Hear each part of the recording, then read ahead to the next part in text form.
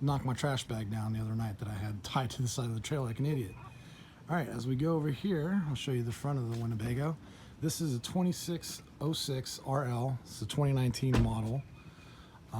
It is approximately 29 feet 11 inches, I believe, in total length from hitch to bumper. So as you can see here, I got some blocks here underneath the tongue jack, and I also have a lock, which I think is important for you. If you're leaving your trailer, you should definitely lock it up with some kind of thing like this so someone can't just hitch up your trailer and take off. This is a power jack, so you can see here it'll go up and down. This is all standard with it, and the propane tanks are behind underneath that little black shelter thing, the case. You can see I got leveling blocks on it. I didn't level it the greatest, as this is our first time coming out here. We're at a state park in Ohio, and we just kind of pulled in our spot and put our jack down. I leveled it front to back, and then I just put the stabilizer jacks down. Now, pro tip, I'm not a pro, first timer or new, but I watched a lot of YouTube videos, so that makes me an expert. But you want to make sure you level it front to back before you put your jacks down, and also left to right. So the first step actually before you unhitch is to level it left to right. You're gonna put blocks under your tires or whatever. I didn't bother to do that because it's decently level here. It is leaning a little back to the right a little bit, but you want to do that first. Remember that your scissor jacks are not for leveling your trailer. You just want to put them down until they're tight, until you feel some resistance on the while you're turning your little wrench there, and then you want to stop, because those things are not made to lift the weight of the trailer. They're made to stabilize the trailer, to keep it from bouncing all over the place. So you can see on the side here, you got the slide out. We did get the optional slide cover.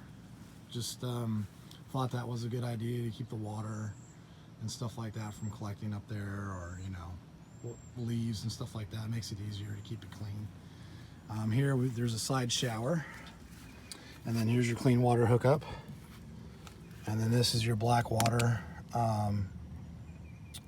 rinse. So like when you empty your tanks, you can go ahead and hook a different hose in your water hose, hopefully.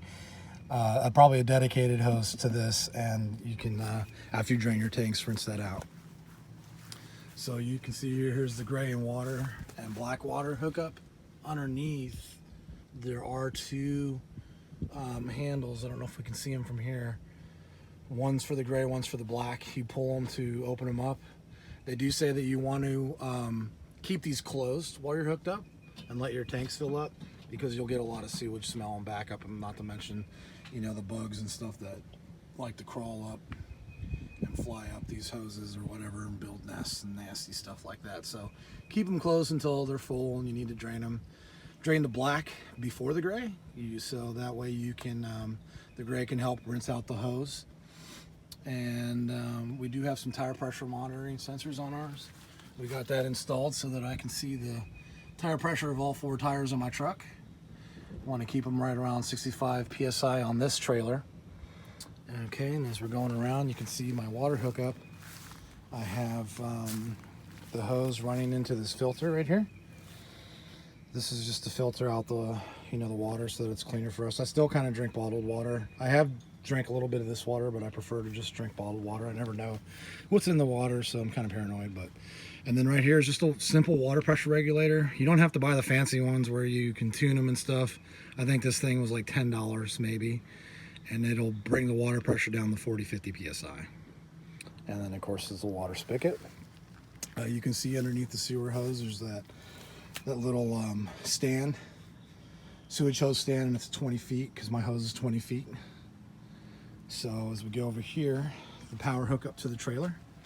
Now I did purchase this EMS PT30X surge protector, and this will give you the codes here and tell you, hey, what you're pulling, how many amps or whatever, how many errors there are, things like that. I don't know exactly what all the codes mean, but I know if it says E0, I'm good to go. Arrow 0. And there's a plug that goes in there, and this is kind of like nice little protective cover to keep the rain off or whatever. I also purchased one of these master locks, just to lock, you know, it's really an honesty lock because this cable can be cut, or this thing can be cut over here.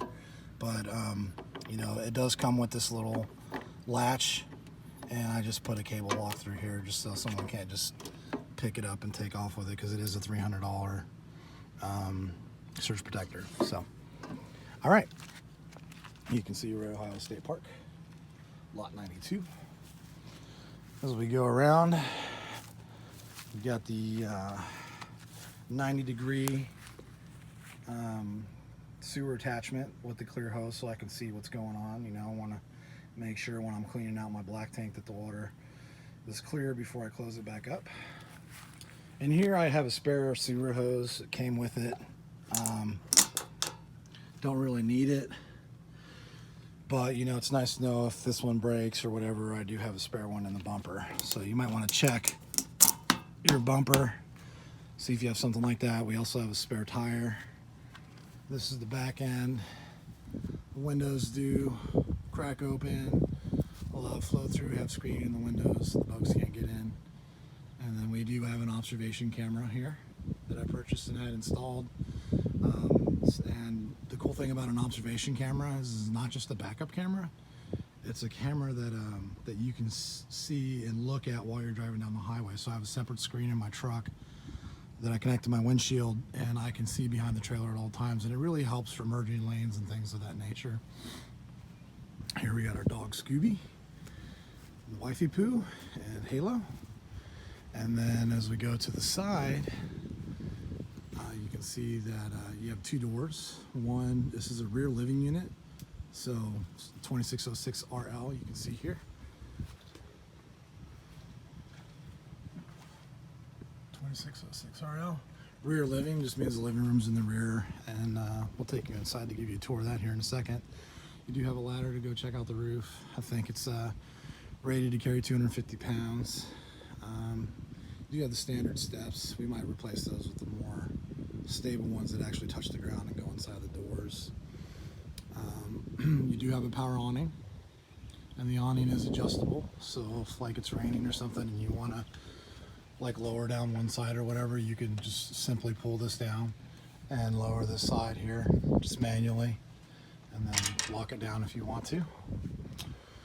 Here you have the furnace outlet, and we're going to put screens on the outside of these so bugs can't, like wasps and things like that, can't build nests. Put a screen here, put a screen here, and this is a refrigerator outtake with the little condensation drip, so we're going to put screens up in here too.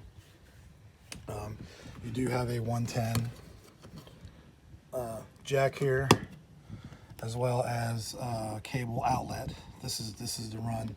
So if you wanted to mount a TV right here where it says backer location, you can run the cable out to the TV right here. This is the fresh water tank fill. And this is the oven, or I don't know what it is. some kind of outlet for one of the appliances. And this for sure is the fan for the oven, and you just kind of flip the switch here to something like that, to let the just kind of open it like that to let the air out when you're cooking and stuff like that, so get the fan smoke out. You do have speakers on the outside. They're pretty nice speakers. And then your second door right here, and you do have storage. LED lights? Yeah. Oh yeah. And here you have the LED lights as well. So those light up real nice when you're, you know, out here partying and stuff. And then the second door, this one goes straight to the bedroom. You do have a propane outlet if you want to hook up a grill, little side grill or something like that. You can hook it up to this and it'll just run off your main propane tanks. I'll show you the storage. My key here, because I do have it locked up. But we'll set the storage here. And what I like about this is it does have magnetic locks. So this thing here is a magnet, and you just lift this up, and then a magnet like that. And it's a slam shut door. Even though I don't slam it, it is a slam shut door. You can see we already have our screens in here getting ready to get installed. A few odds and ends, you know, our sway sway bar stuff. And I'm sure this will get full as time goes on. I did want to show you the battery here. It's a 112-volt battery. It looks like you do have room to put 2 batteries if you want to install a second battery, because that little rail over here looks long enough to accommodate 2 batteries if you want to. And then these are just where the chains go when you're connecting the blue box. I did want to show you on the other side, because I forgot to mention that it does have the solar prep here if you wanted to install solar panels, and then I'll show you the label sticker and you can see all the stats here. So this is a 2019, looks like it was built in March of 2018. It is currently June of 2018, so this trailer is only a few months old from the factory. I did think I missed something over here. I wanted to show you that there is, oh yeah, right above the power outlet, you have your satellite hookup and you have a part cable hookup. So this will go into your TV, for your TV.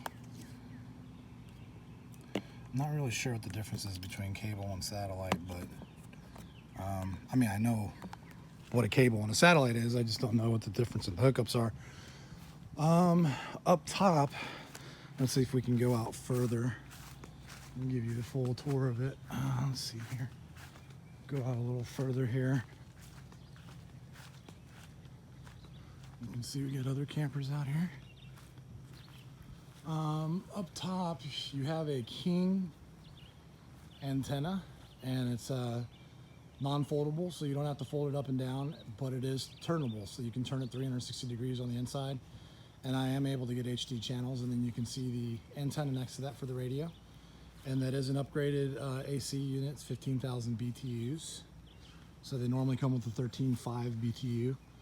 I have found that with the antenna is really nice, because you can, like I said before, you can rotate it to fine tune your channels and stuff like that. And we do get all the normal, you know, like Fox and NBC, CBS, things of that nature. So you can watch most things.